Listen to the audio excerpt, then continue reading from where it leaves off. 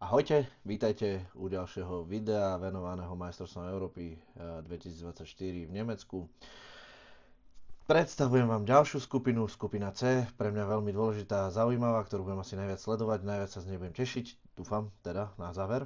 A predstaví sa tam Slovinsko, Dánsko, Srbsko, Anglicko. Môj favorit Angličania, verím, že postúpia zo skupiny z prvého miesta a pravdepodobne druhé miesto si rozdelia Dáni Srby a štvrtý podľa môjho názoru skončia Slovinci.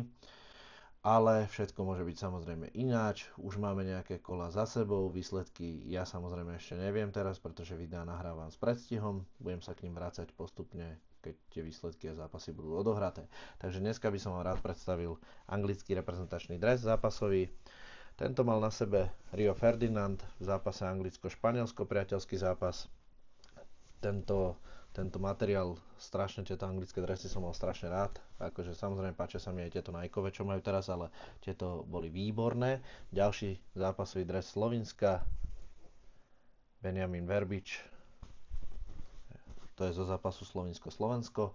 A potom tu mám aj dánsky Jurari, to je Poulsen, Dánsko-Rakúsko z Ligy národov. Takže takéto dresy patria pod skupinu C, ale keďže tie zápasy sa hrajú, že dva zápasy z jednej skupiny a potom ďalší zápas z ďalšej skupiny, nie všetky dresy sú v mojej zbierke, ďalší zápas je Poľsko-Holandsko z tej skupiny, kde ešte potom bude Rakúsko-Francúzsko. Poľský a holandský dres nemám, ale mám samozrejme rakúsky dres. Toto je rakúsky dres z kvalifikácie na majstrovstvá Európy, Marcel Sabitzer, aj mi ho popísal, keď bol tu osobne v Bratislave.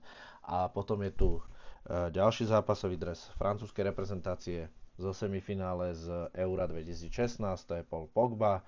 Všetci vieme, ako Paul Pogba dopadol, ten si fotbal nezahrá, ak vôbec ešte niekedy.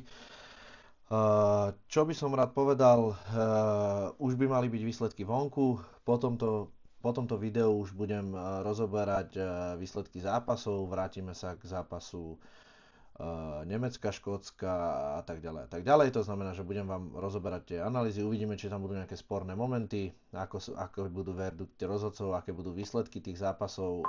Veľmi sa na to teším, tak uvidíme, ako to celé dopadne a môžeme sa tešiť na ďalšie video.